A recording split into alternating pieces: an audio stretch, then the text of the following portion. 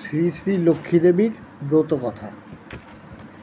দোল পূর্ণিমা নিশি নির্মল আকাশ, মন্দ মন্দ বহিতেছে মলয় বাতাস। লক্ষ্মীদেবী বামে করি বসি নারায়ণ, করিতেছে নানা কথা সুখে আলাপন। হেনকালে বিনা করে এলো মুনিবর, উপনীত হইলা আসি বৈকুণ্ঠনগর। ধীরে ধীরে যুগলেতে করিলা প্রণতি, কহিলা নারদ মুনি লক্ষ্মী দেবীর প্রতি।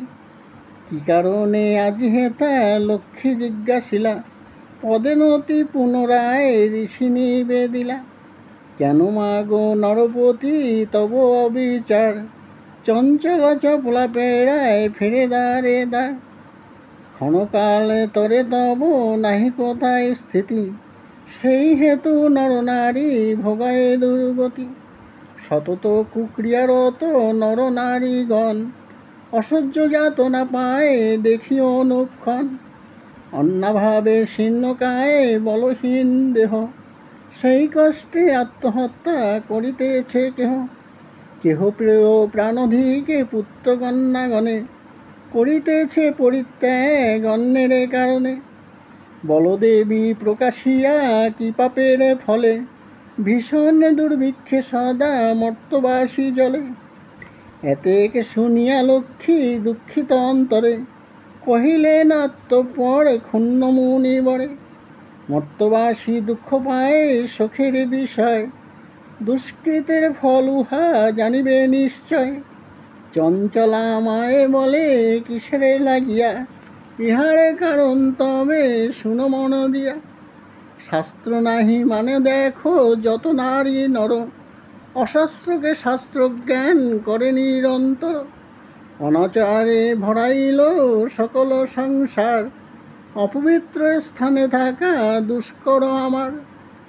নিজ ধর্ম নিজ শিক্ষা দিয়া বিসর্জন, পরধর্ম পরশিক্ষা করিছে অর্জন। দিবানিদ্রা অনাচার ক্রোধ অহংকার, অলস্য কালহ মিথ্যা ঘিরেছে সংসার।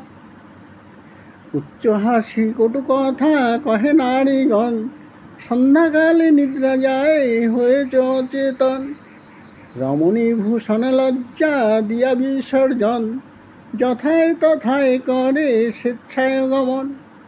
নাহি দেয় ধূপদীপ প্রতি সন্ধ্যাকালে, সতীর সিঁদুর শোভা নাহি পরে ভালে।